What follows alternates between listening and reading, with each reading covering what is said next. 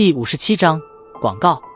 随意地收回略带寒意的目光，萧炎并没有和这家伙开口大骂一通的耐性，食指习惯性的略微曲卷，诡异的吸吐之力在掌心中犹如呼吸一般，极有节奏地吞吐着。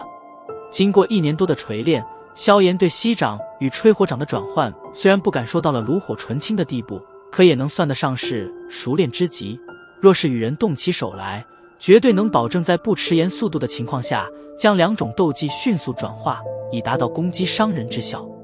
萧炎哥哥，那家伙似乎比以前强了不少啊。身旁薰儿瞥了一眼不远处的加列奥，忽然轻笑道。萧炎微微点了点头，淡淡的道，上次他父亲在拍卖会拍买下了一卷风属性的玄阶高级功法，加列奥本身也是风属性，1年时间也够他将以前的斗气转换成新功法的斗气了，实力较之以前自然是要强上不少。呵，难怪如此嚣张，玄阶高级功法很稀罕吗？薰儿笑盈盈的道，秋水眸间闪掠过淡金火焰。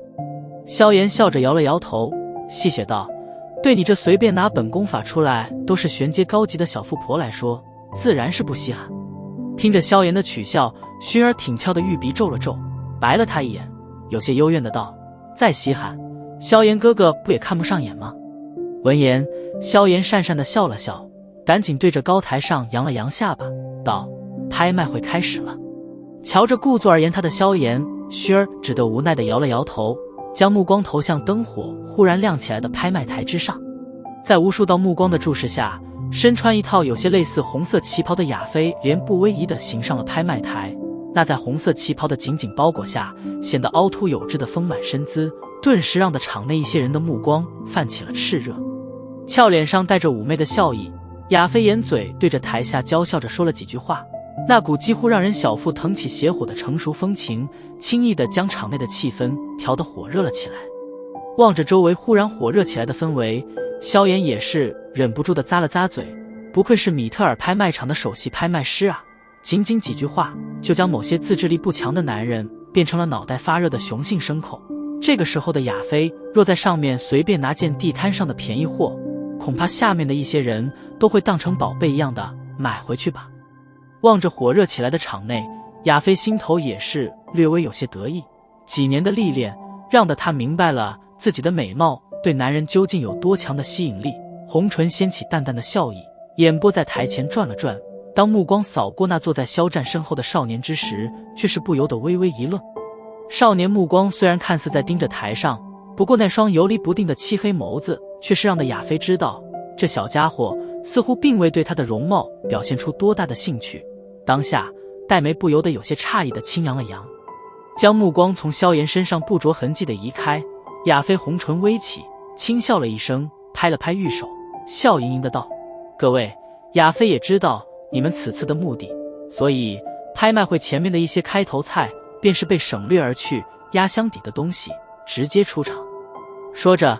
亚妃玉手轻扬，台上的灯光顿时暗淡了许多，微微弯下身子，从台中取出一个玉盘，盘中放着一个小小的白玉瓶。望着那小小的白玉瓶，场下众人的目光立刻炽热了许多，一个个摩拳擦掌，准备着将之收入囊中。此次的筑基灵液与上次所拍卖的灵液同出一人之手，药力也是相同，品阶也是相同，而且经本拍卖场的古尼大师亲自鉴定，所以各位大可放心。亚妃轻笑了笑，目光忽然转向台下的萧炎，笑意妩媚动人。上次的筑基灵液是被萧族长所购买，